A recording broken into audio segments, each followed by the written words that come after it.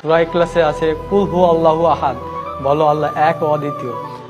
আর ঋগ্বেদে আছে একং ব্রহ্ম দ্বিতীয়ং নাস্তি নেহেনা নাস্তি কিঞ্চং, সৃষ্টিকর্তা মাত্র একজন, ওই দ্বিতীয় কেউ নেই, কিঞ্চিত পরিমাণেও নেই। তখন আমার মাথায় চিন্তা আসলো যে সৃষ্টিকর্তা যে একজন, কিন্তু আমরা তো অনেক ধরনের মূর্তির পূজা করি, তাহলে এগুলো কোত্থেকে আসলো? অথচ বেদে আছে নাচ্চি কাচ্চি জাদিতা না জাদিপা নাস্তি প্রতিমা আস্তি, সৃষ্টিকর্তার কোনো প্রতিকৃতি নেই, কোনো ছবি নেই, কোনো মূর্তি নেই, কোনো ফটোগ্রাফি নেই, কোনো আইডলস নেই।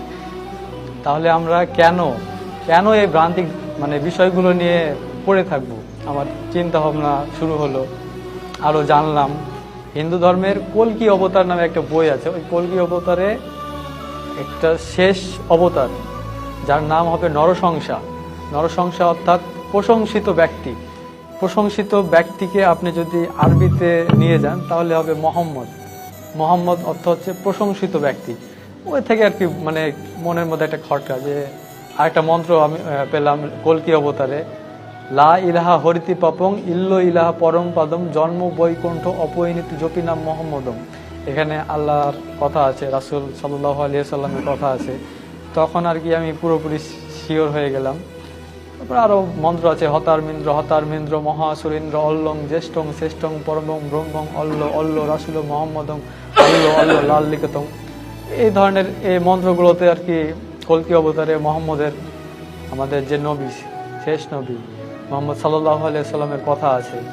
এগুলা ধীরে ধীরে আমি বুঝতে পারলাম শুধু যে ইসলাম ধর্ম সত্য এই কথাটা যাচাই করিনি, যে খ্রিস্টান ধর্ম কেন সত্য নয়, বৌদ্ধ ধর্ম কেন সত্য নয়। সবগুলো ধর্ম যাচাই করতাম।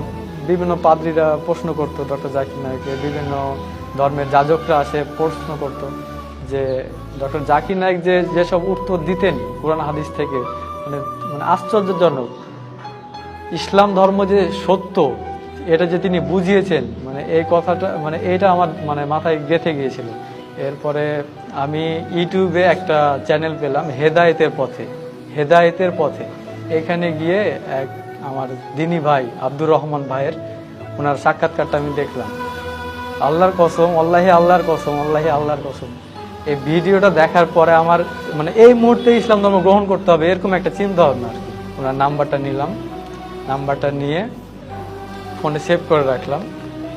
তো তার পরের দিন আমি মাঠের মধ্যে গিয়ে ভাইকে ফোন দিলাম। বাড়িতে থাকলে হয়তো কেউ জানবে বা আমার কথা শুনে হয়তো কেউ আমাকে বিভ্রান্ত করার চেষ্টা করবে। তো আমি ফোন দিলাম ভাইকে, ভাইয়ের সঙ্গে যোগাযোগ হলো। তো ভাই আমাকে একটা প্রশ্ন করেছিল যে তুমি যে ইসলামে আসবা, তুমি কি ইসলামের প্রতি ঠিক থাকতে পারবা? তো আমি আপনাকে ওনাকে বলেছিলাম যে আপনার এই ঈমানদীপ্ত সাক্ষাৎকার দেখলাম, এরপর আপনি যদি এত দূর পর্যন্ত আসতে পারেন তো আমি কেন পারবো না, আমিও তো একজন মানুষ। উনি বলল আচ্ছা ঠিক আছে। তারপরে ওনার কাছে আমি কলেমা শাহাদাত পড়লাম।